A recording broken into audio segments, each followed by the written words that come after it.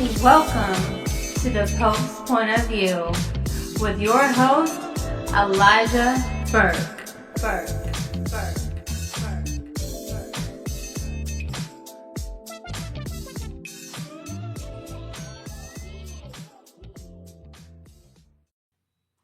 What's up, ladies and gentlemen? Welcome back to Post Point of View. Of course, I am your host of host, your guide, like your paragon of virtue, your former NWA World Television Champion, the Pope Elijah Burke, and you are listening to part 2 of the sit-down interview series with yours truly, the Pope, and of course, our very special guest, Patrick Clark Jr., the former Velveteen Dream. And again, Dream, I just want to say thank you for being with us and taking us down this little history lane, if you will, as we talk about your humble beginnings, the hunger beginnings, and how this whole Velveteen Dream character came to be. I do hope that we've extended the right amount of pleasantries, and I hope that you have enjoyed the conversation thus far. Oh yeah, most definitely. I always enjoy our time together.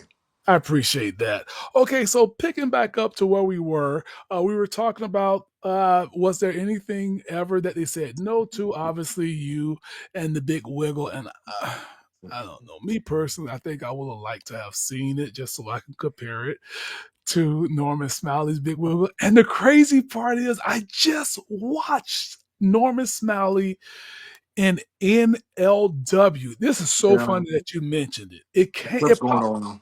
Yeah, I just saw him, and I can't remember who the chick he was with. G.I. But Ho. yes, wait a minute. I saw it That was the because of first you. time I heard of her too. I didn't know. I saw it because of you. Then that's what I hate about Is algorithms. that what it is? Did I send it to you or something? No, but you had to have viewed it for me Yeah. to have seen it. Oh So yeah. that's so crazy, man. But back to my questions here. Is there any misconception? Is there, that maybe the fans had, or maybe what was the biggest misconception between Velveteen Dream and Patrick Clark? You know, the person. Mm, I'll say this, Okay. and I'll speak directly to the viewer or the listener, Hmm. whichever side of it you're on. Okay. I am not the Velveteen Dream. I am Patrick Clark, and you will never know who Patrick Clark is Mm. because that is for me and the people that I love and who I trust Mm. and who I respect to let them know that part of me. Because it's hard enough for, I don't want to say the normal person, because I'm a normal guy too. Mm-hmm. It's difficult for someone who has not had the platform and spotlight, so to speak, put on them the way that I have had in my life.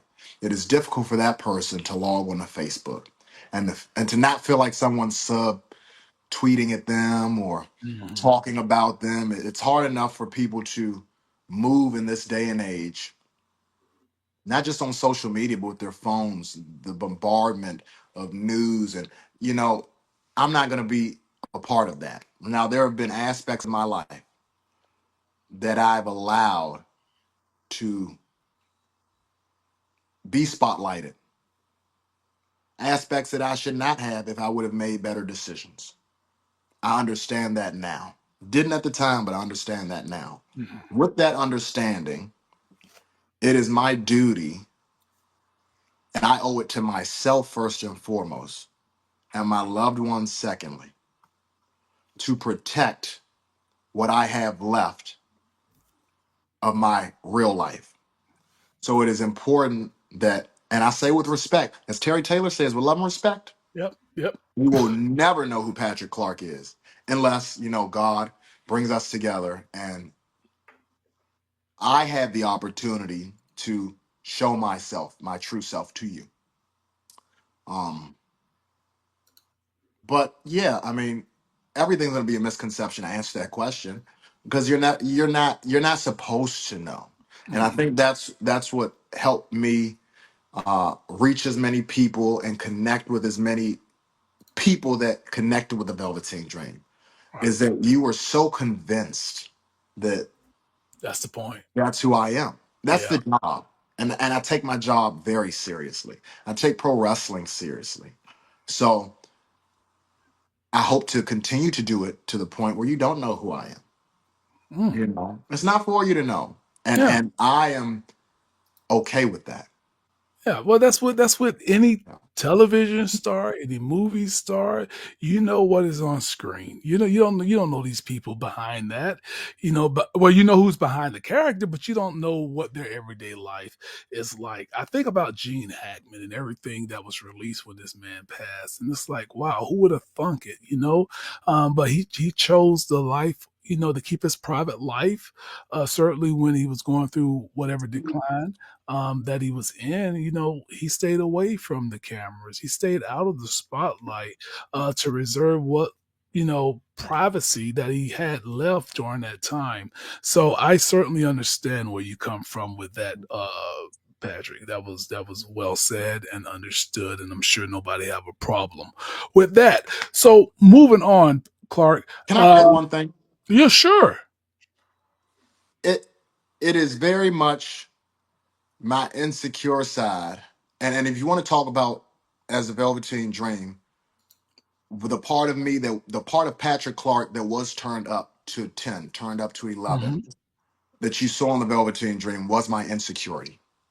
The Velveteen Dream was all about the spotlight.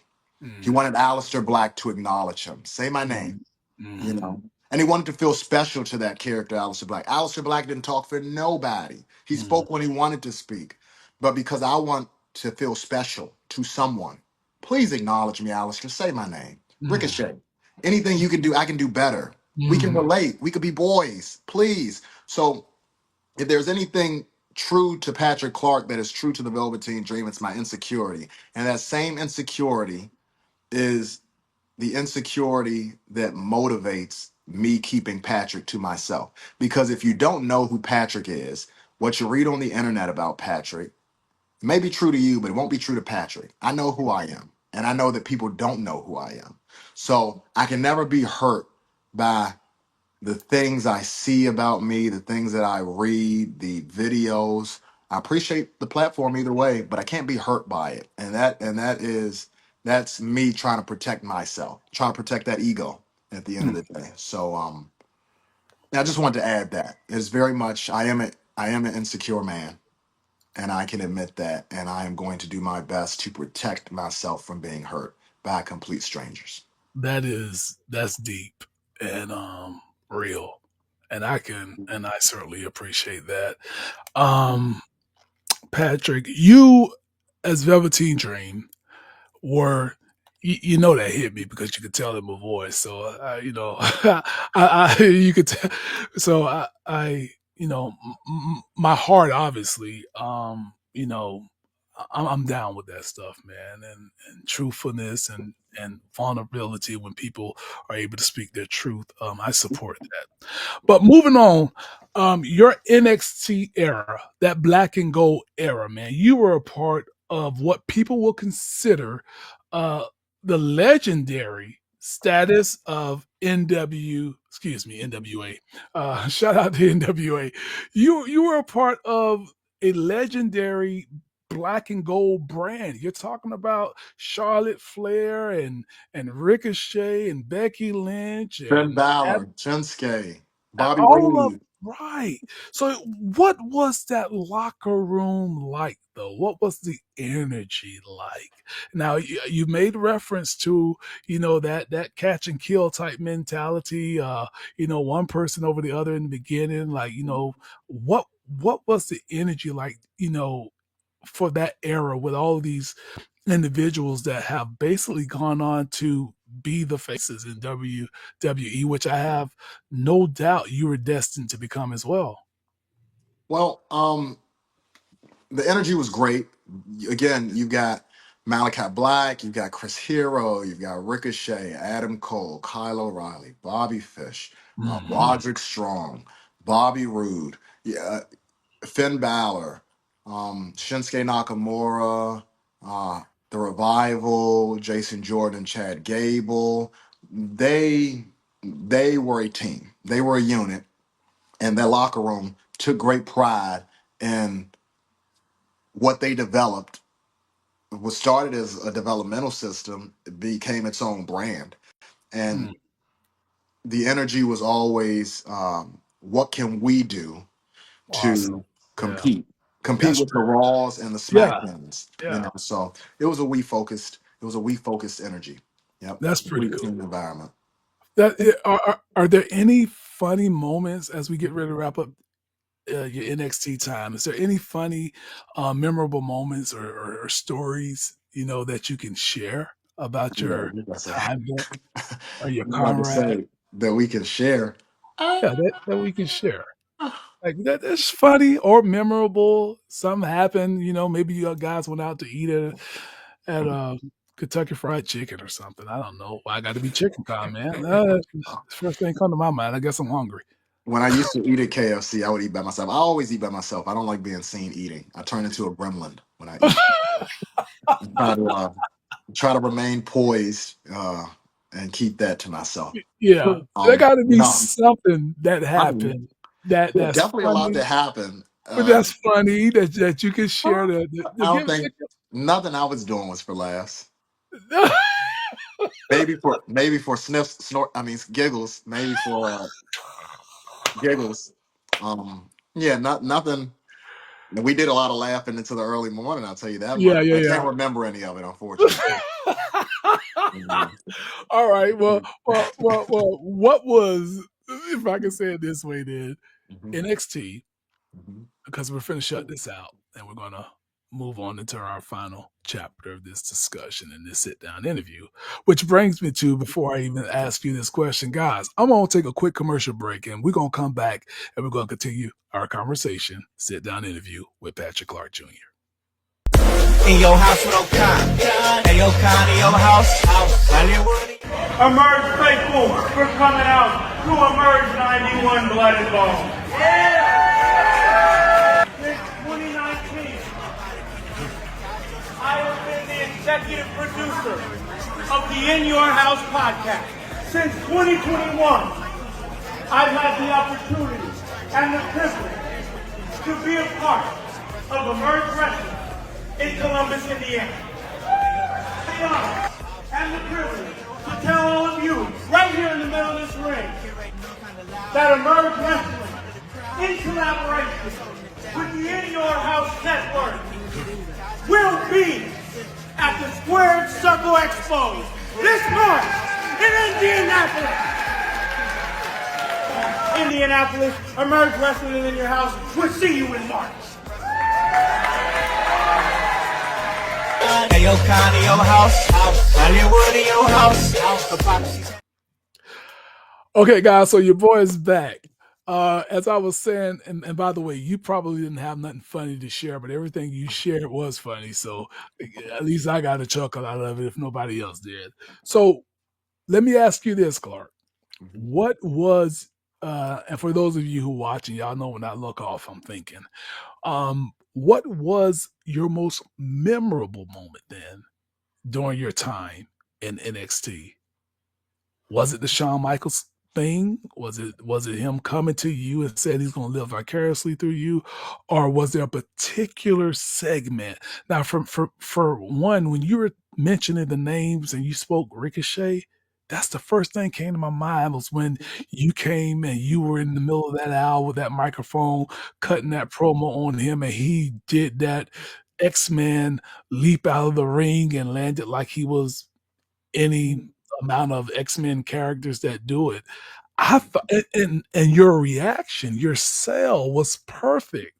Now, for me, other than you coming out there dressed as Hollywood Hogan, that was my most memorable moment. As a matter of fact, I have you and Ricochet's action figure.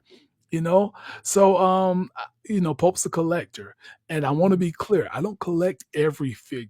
I collect figures of people that I dig, and I yeah, so I had to get it, and that was huge for me. I thought that was one of your brightest. top 3 moments, memorable moments, I should say, not brightest, that I can remember. What say you?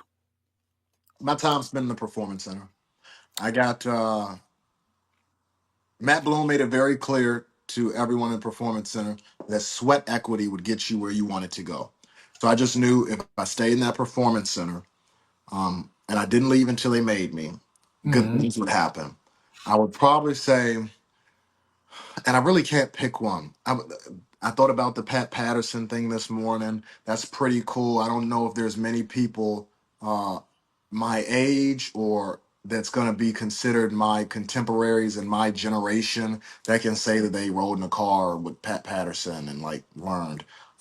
The Rock came down one time. Norman Smiley went out of his way to introduce me to The Rock. The Rock wasn't looking for me. Another time, Triple H and Batista came down for something. I think he was getting maybe Triple H and Batista worked a WrestleMania match or something. Yeah, Batista was getting back acclimated. Yeah, and I remember Triple H and Batista. Paul let me sit there and watch them kind of discuss some things about their match. Drew Gulak was there helping Batista move That's around. Blue Tista time, as a matter of fact.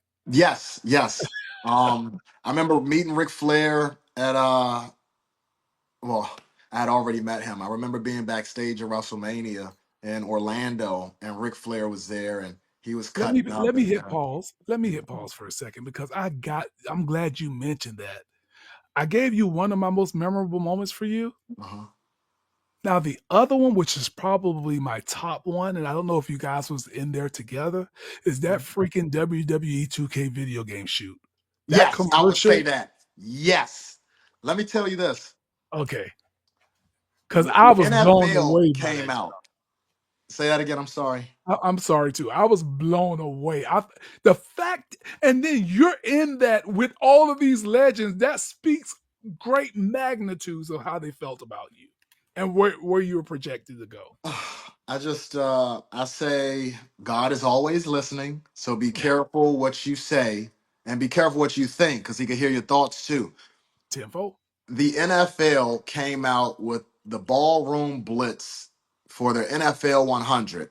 And they Mhm. had Jerry Rice, they had Tom Brady, they had Emmett Smith, uh, they had Devontae Adams. They had all these different guys, these different superstars from the NFL, from all these different eras put together. And I Mhm. said, wouldn't it be cool if WWE did something like that for the Rumble or like did like a commercial or something like That that? was your idea. No, no, no, no. The commercial was not my idea. It was a Okay, thought that came to me. But great minds think alike. And somewhere the 2K guys were like, we want Velveteen Dream to be a part of this.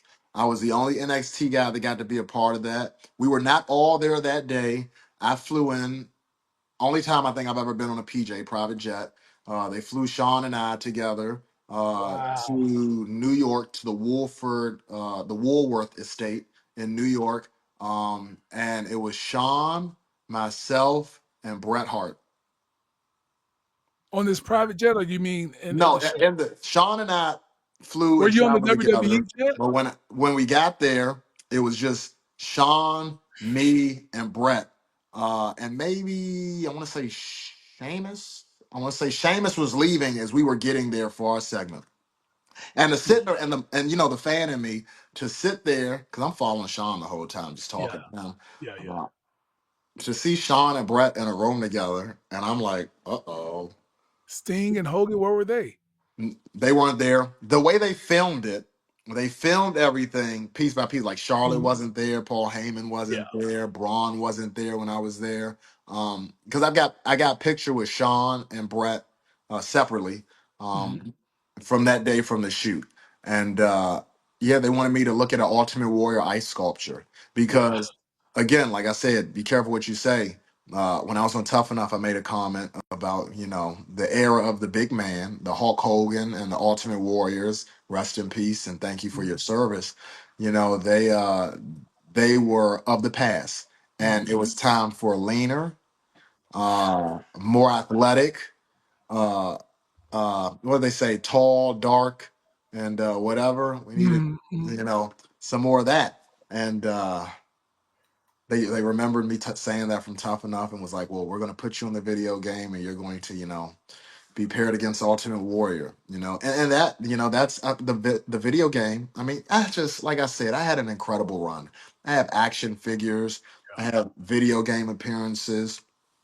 I remember collecting chairs. I got to sit on the floor twice at WWE live events, before at pay-per-views, Extreme Rules 2010 and Survivor Series 2011. You can actually see me in the crowd, in a little cowboy hat when Shawn super kicks Triple H in that triple threat with Cena. So anyway, I'm getting all over the place. It's all good. Side note, or sidebar, I should say, before I move on, we're done with NXT for the most part now. But I do want to say, since you mentioned this cowboy hat, whenever I see Patrick Clark, and when I saw through an extension of Patrick, that being Velveteen Dream, what is it with you and these boots and like, because you're like a cowboy at heart, it seems, right? Because you like your boots, I you like love your hat. boots. I Yeah. love boots. Where did that originate from? I know I'm kind of, like I Uh, said, this is a sidebar, but where did that stuff originate from? Where you, because when I was a kid, by the way, me and my brother, I love cowboy boots too. Now let me be clear about that. When I was a kid in elementary school, I never forget fifth grade getting off of the bus. We had already been jumped, me and my brother, before by 5 or 6, maybe 8 guys. They jumped us when we get off the bus at our park, and so we got in a little altercation. They planned on jumping us, threw us down, broke a bottle on my leg, shattered glass went into my leg, this, that, and the other. So what me and my brother did, uh, you know, um, we we went home and we decided the next day when we were going to school. I'm giving y'all a little extra here. We were going to go to school. We put our jeans on because again, I'm NWA daddy. I'm talking bunkhouse stampede. right. We put our jeans on. We put our cowboy boots on. My brother had his flannel button up shirt. I never forget it. Short sleeve flannel button up. I had my pullover, and we got on the bus the next week. We act like nothing to it. And the crazy part is, back then when you fought, you were still friends. You walked home together. So we got off the bus and we were all walking, and I gave that horseman look to my brother. I gave him the eye. I gave him that look. He looked back at me, and we grabbed one of them, threw him down, and we went to stomping, brother. We went to stomping away like we was the horseman beating up Dusty Road. I'll never forget it. Yeah. So it always caught my eye. You have a very unique look. As an individual, I see how you dress when you come around, and you just are unique. And I think wrestling needs that, and you were and are to this day good for wrestling. Okay, and beyond that. Because none of us are just limited, because we're too special for that. But I want to say now then that we have finished with your NXT and we get ready to wrap this thing down. What has life been like for you though since leaving WWE? uh, I'm glad you asked that. I have put thought into this. I thought about this earlier today. I was pressure washing sidewalks with my cousin. I FaceTimed you because people don't think that I do, that I work. Yeah. Um, so right now, I live on a family farm. Uh, I help my cousin sell his black garlic, Farmer D's black garlic. Got to Hmm. get you some. I'll send you some. I, I, I saw I saw your stuff. Hmm. Yeah, we Please work bring the some. we work the farm together. Um, I mean, I work hard like anybody else. We do pressure washing. He needs to put up shutters, gutters. Um, if we gotta break up a sidewalk and lay some asphalt, I just work. And I never thought that I would find peace in Mhm. simple living. I always chased, chased. I only had wrestling on the brain. It wasn't a chase. It was life. It was all there was. It was breathing, eating, sleeping, waking back up, constant consumption of pro wrestling. And in hindsight, I think God gave me what He gave me in my wrestling journey as early as He did, so I can get it out my system, and so that I can so I can not find, so I can accept what He has for me. Mhm. And because I feel so at peace. I never thought when I got released, I remember calling Sean immediately in tears. And I was just like, please, Sean, is there something you could do? I mean, this isn't fair. This can't be it. I was distressed. Um, but now I'm too blessed to be distressed. I I love live I live on 4.5, 5 acres in God's country, Virginia. We get all 4 seasons. it. It's Mhm. just me and my dog in a farmhouse. Wow. Like I don't pay bills. Wow. The house is paid for. The land is paid for. Don't have to pay a water bill. We run off a water table. We got well water, fresh, no chlorine, Mm. nothing contaminating it.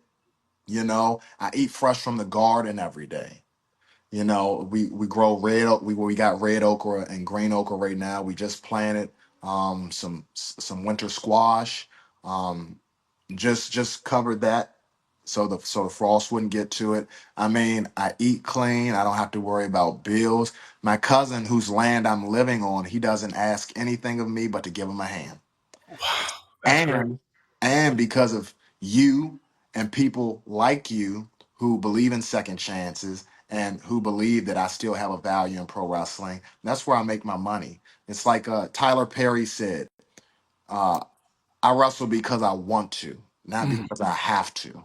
And Mhm. that is a blessing. I just count my blessings every day. I thank God first thing when I wake up before my feet touch the floor. And I thank Him before I close my eyes because none of this is guaranteed and none of it is should be expected and none of it is written in stone. So I Mhm. mean, everything I have is just a blessing. This opportunity to be on your platform is a blessing. I mean, Mhm.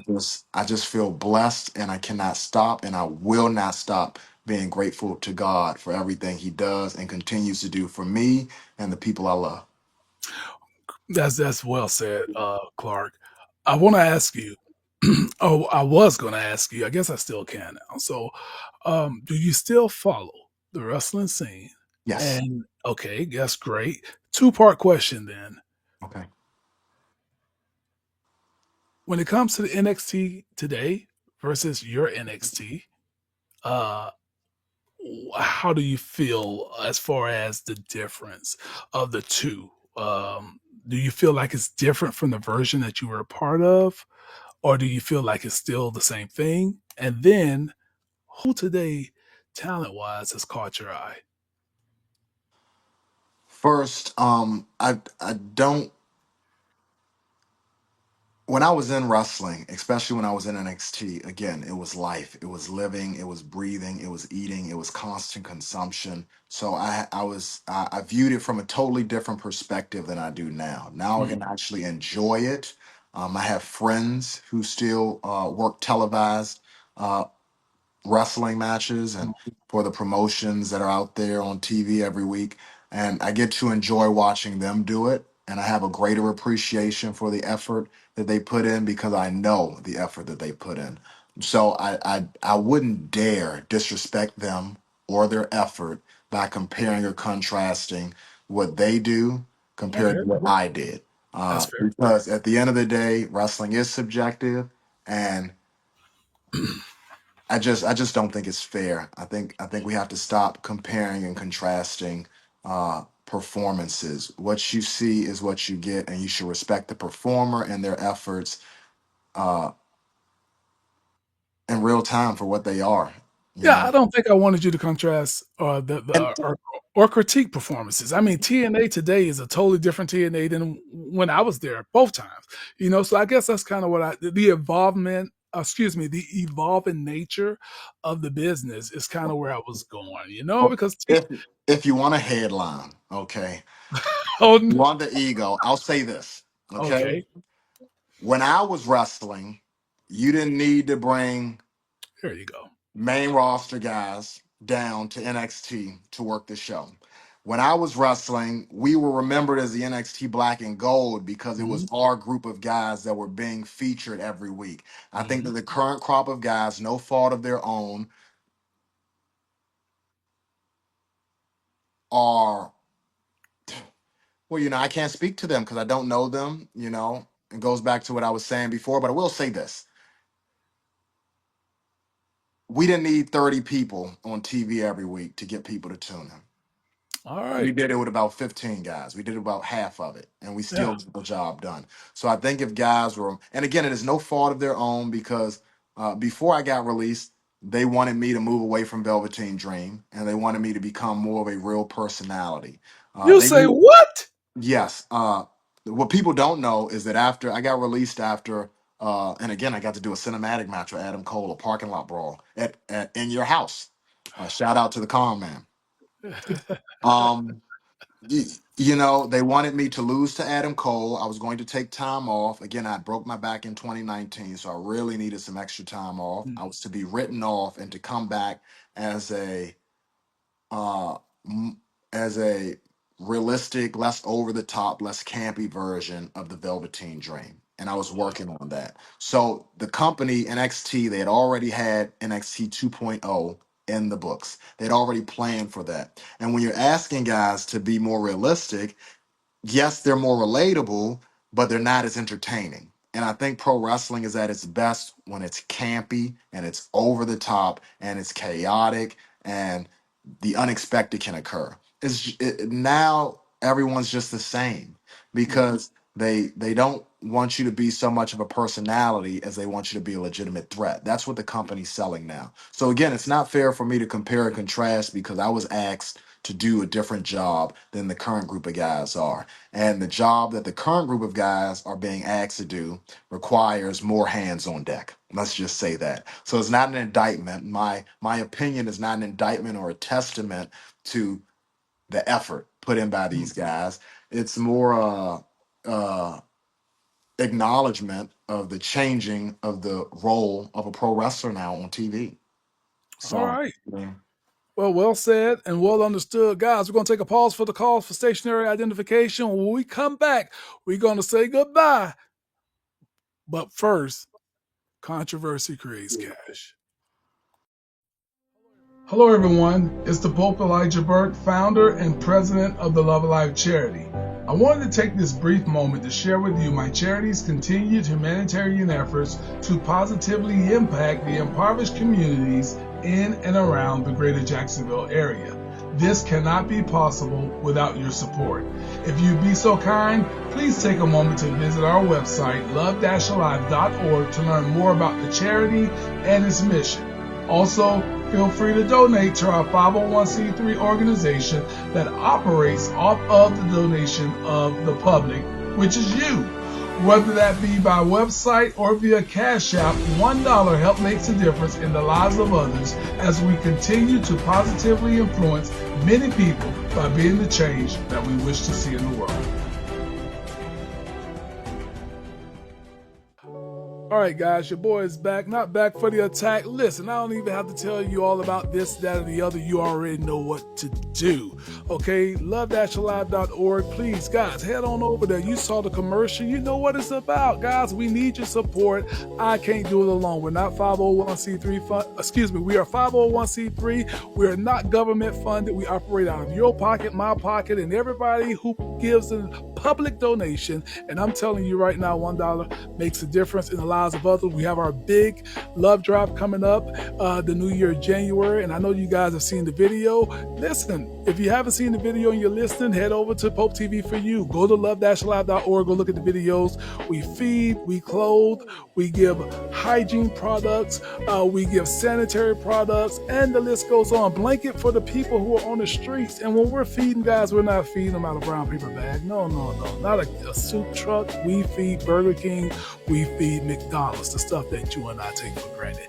Anyways, guys, now listen, I said a little controversy before I left, but not the controversy that you think of. No, I don't want to do that. What I want to do, though, is I want to address the fact that Patrick Clark, you've had some ups and you've had some downs in your career, obviously, since leaving WWE. What do you feel that people misunderstand about your story?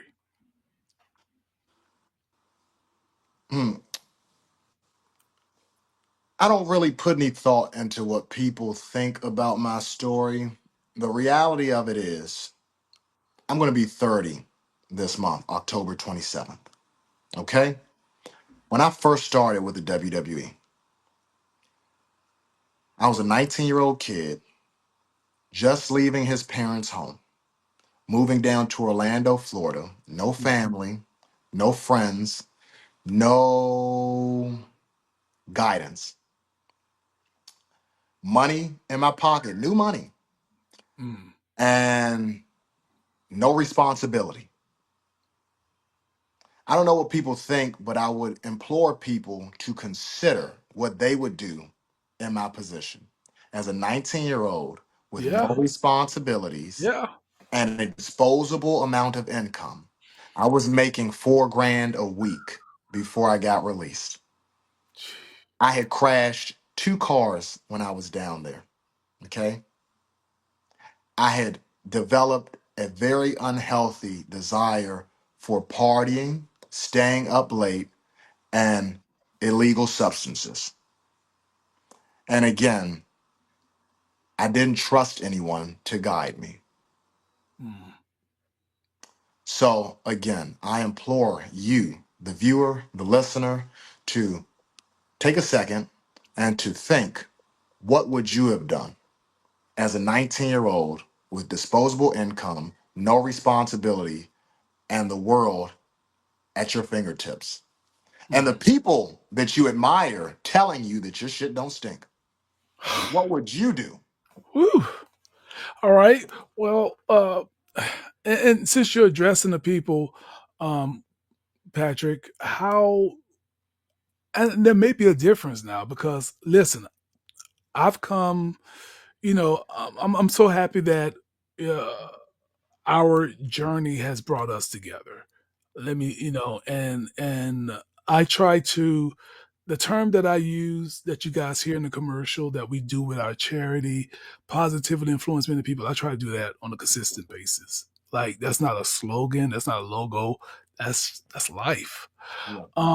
But you addressing them now, um, that that comes along, I feel, with the criticism that you have endured uh, for some time or over time, but you're a different individual in the way of thinking now.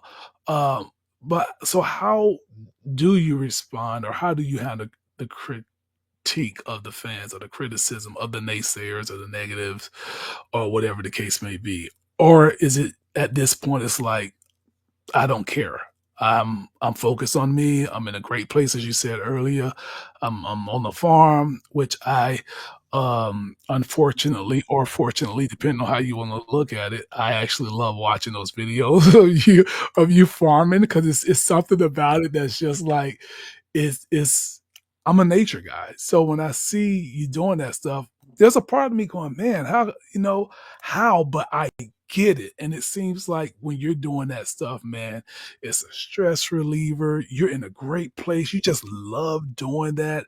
How do you, though, to this day, deal with the criticism? I accept it. I didn't accept it at first. I wouldn't allow people to tell me what they thought. But I if there's just one got thing I chills. I just got chills. if there's one thing I learned in pro wrestling, and you know this, I know you know this, perception is reality. Yes, sir. And in order to change someone's reality, I have to accept that that is their reality. And I am working every day to be better than I was the day before. I'm trying to prove that to myself first. I got to change my own reality as I perceive it. I know that I've screwed up. I know that I was not what people wanted me to be. I know I've fallen short of the expectation that others had of me. And when I was in a position, I didn't respect people's reality. I didn't respect the expectation that they put on me. So God took me out of that. He Mm. removed me from it because I didn't take what he gave me seriously. So now I work every day to prove to myself and to my God that I am ready, Amen. So I accept. how people feel. I accept what they think. I understand that I've hurt a lot of people and I've fallen short of, you know, potential that a lot of people saw in me. And I'm remorseful for that.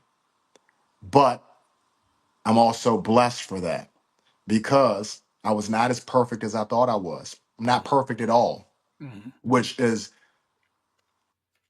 beautiful because there's room for growth. If I thought I was something then, I can't wait to see what God turns me into. Come on, man. Come on. Hey, so again, we're at the end of the road here. But before you leave, I'm going to do two things. I got one more thing I'm going to say to you, but I want to go ahead and plug in at this time the producer to the Gotten Light because I seen him over there nodding and shaking his head, and I just know he got a question or two that he may want to ask you. So if he don't mind, I'm going to go ahead and give him the flow comment. Anything you want to share with Velveteen Dream, the former that is Patrick Clark now, before we get out of here? Absolutely. First, I want to say, Patrick, thank you for your time, and just hearing everything that you have endured and how you've reacted to it. I mean, man, I love your work as a performer. Absolutely incredible. I can tell that you are in your bag as Velveteen Dream. But hearing the man that you've become and hearing how you've been able to endure all those things, I just think that it's a beautiful testimony. And like to see how you've grown as a person, just hearing it just in this conversation and be able to learn about you, I've earned a lot more respect for you than even what I had for you performed on television and whatnot. So that's great. I do have a couple of questions though. And one of those questions being this, because I know listening to this interview and how incredibly important somebody like Hulk Hogan was to you, the impact that he had on you, the impact, he had a huge impact on Pope as well, had an impact on everybody. If you're saying that that man did not have an impact on you, I'm sorry, but you're a liar Thank because he changed the game. There you you. go. He changed the game. So I do want to ask you this. His passing sent shockwaves through not just the wrestling world, but the world in general. I want to ask you, how did his passing affect you? I was deeply saddened. And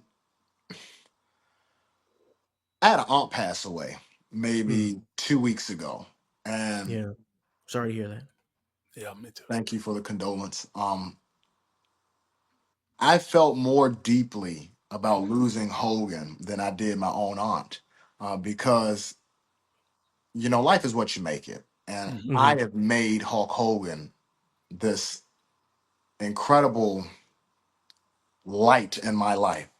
Pro wrestling saved me when I needed it the most as a child and Mm. created an outlet for me. And again, I started watching my first ever wrestling DVD. Again, I didn't have cable. I had UPN Channel 20 SmackDown every Thursday. And I I remember. had the greatest wrestling legends of the 80s, a 3-disc DVD. And Hulk Hogan, of course, I mean, what is wrestling in the 80s without Hulkamania? So, Man. I was just deeply saddened. Mm. I was fortunate to have an experience with him, a few experiences to know him.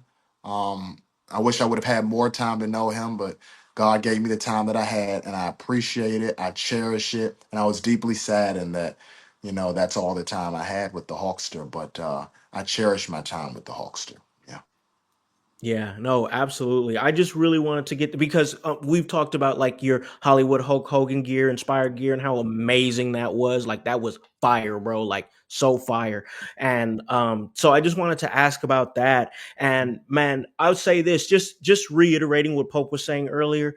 The feud that you had, the feud you had with Ricochet. Anything you can do, I can do better. I mean, when that man flipped out of that doggone ring, that was crazy. That was insane work. But you know what? As crazy as that was, your reaction just made it to me. It was everything. The look on your face, the jaw drop, the glasses falling out of your hands.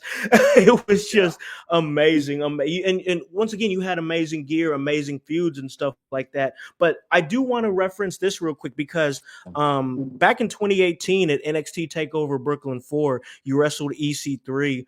And that's not what I want to ask about. What I want to ask about is the call me up, Vince. trunks that you had there. Listen, when I saw that, I popped. I popped. I was like, he said the thing. We've all been waiting for him to get, and he said the thing. Like, what inspired that, man? I really want to hear your process on that. Well, again, I put a lot of thought into how I perform in the pro Hmm. wrestling space. And it was very simple. It came down to you. It came down to the viewer. It came down Yeah, to my audience. Like you said, it was a thing that, I'm human. Like I said, I'm human. I read the comments on social media too. yeah, And I could see those comments, and people wanted to know when I would get caught up, right? Well, I can't control that, but I can acknowledge the fact that I hear you, and I try to do that. So I mean, I wish it was a longer story, but it was as simple as that. I just wanted to acknowledge, to the audience that I hear you. I can't do anything about it, but I hear you. There hmm, wasn't an attempt to force that. One is just not professional, and then two, this is a scripted business. So when the time is right, the time will be right, and I'll be moved where I needed to be moved. Um, but yeah, I just wanted the audience to know I hear you. I know you want me to get caught up. I see you yeah, seeing me, and I yeah. appreciate it. It was if anything, it was a form of love through communication. Hey, I took it in. I took it in because I was like, he said the thing. I don't know if you remember like Leonardo DiCaprio when he's pointing at the TV in that meme. He's like, he said the thing. He said the thing. Like that's exactly it was like breaking the fourth wall. So it was really cool to see that. And listen, it was really cool to be able to sit in on this interview. I like once again, huge fan of your work as Velveteen Dream and everything like that, all the work that you did and just the way that you presented yourself because the love was there, all right. But I do want to bring something up here because Pope talked about it earlier, you guys talked about it earlier, and it's this right here. Okay, I'm bringing this up. Here it is. Kip Brady. Yes, yes, that was Kip Brady in wrestling form, out of the suit. Yes. Yes, I just wanted to bring that up and show it to Pope there that is the thing that happened and there it was. But once again, thank you for your time. Much respect for what you did. Thank you for entertaining me and putting your body on the line for mine and everybody else's entertainment. And shout out to you, man, for finding peace in your life and being able to because you're out there living it. Like I know sometimes it's hard to see it because you're living it every day. But man, to be out there on a farm on those acres and whatnot or whatever, like to be able to live that type of peaceful life. There's many people that would love that to live that life. So I'm just happy to hear your growth, happy to hear that you're thriving and doing well. And man, this was just an amazing conversation. Thank you so much. Pope, I'm throwing it back to you, man. All right. So before I ask the final question or ask for the final statement from you, Clark, that Vince thing, did you ever talk to Vince? Yes. Okay, that's great. Okay, okay. I Emphasize mean, on that. that's all I need to know. So Okay. you did. That, that's good. You would have thought somebody like Vince would have Love just. you, Vince. Love you. You would think that Vince would have just snatched you up like immediately because you were, in my opinion, maybe not yours, but character wise and certainly what they were lacking, you would have thought he would have just snatched you up. So, um, for the listener out there, for the viewer, no, he's not done. I'm going to let him tell you all about that. No, he is not done. There's still so much value left in this individual. There's still Mhm. so much gas that's in his tank. That's why he come down to the Love Alive Charities events. That's why he was just at the Revelation event. We're going to try to bring him back some more. He gives his time to come do what we are asking you to do as a viewer and a listener to help raise awareness and funds for the Love Alive charity. He's been with us for ACW, All Caribbean Wrestling. He's been with us for Fight Evolution Wrestling, and he's still doing his thing with MCW. And if there's any other place or that they could find you, look forward to, Clark, that you would love to share your channels, your socials, and maybe you don't want to be bothered, and the list goes on. You have that floor to give that information to them now. Thank you. Again, I'm blessed to be in a position where I am still in the business, like you said, because I got to drive, I got to love, I got a passion. There's a lot of gas in the tank, but I do this because I want to and not because I have to. If I did it because I have to, I'd have something to promote about me. but I do this because I want to. And I have that opportunity because the good Lord above. So don't follow me, follow God. Follow Jesus. And if he happens to allow you to cross paths with me, then we'll cross that bridge when we get there. But for now, God. Amen to that. And I was going to ask you if you could send one message out to all of your supporters, what would that message be? And I guess you would have said that, or is there something else that you would have said to your supporters, to those who have stood behind you, to those who have clapped back on your behalf, to those who have stood on truth and not on opinion, whether they're right or wrong, but they've stood on facts is what I want to go with. So what would you say before we get out of here to those who have supported you from day one and who support you to this day, and anybody that may have just come aboard? What is your message to them before we close this out? My message is simple. I want to say thank you to each and every one of you for the love that you've kept alive in the heart of the Velveteen Dream, in the life of Patrick Clark. Say thank you for your support. And I want to apologize. I want to apologize for not meeting your expectation the first time. But I can guarantee you that if you give me a second chance, I will do my absolute best, God willing, to prove to you that you were right the first time. And I love Wow. you guys. Wow.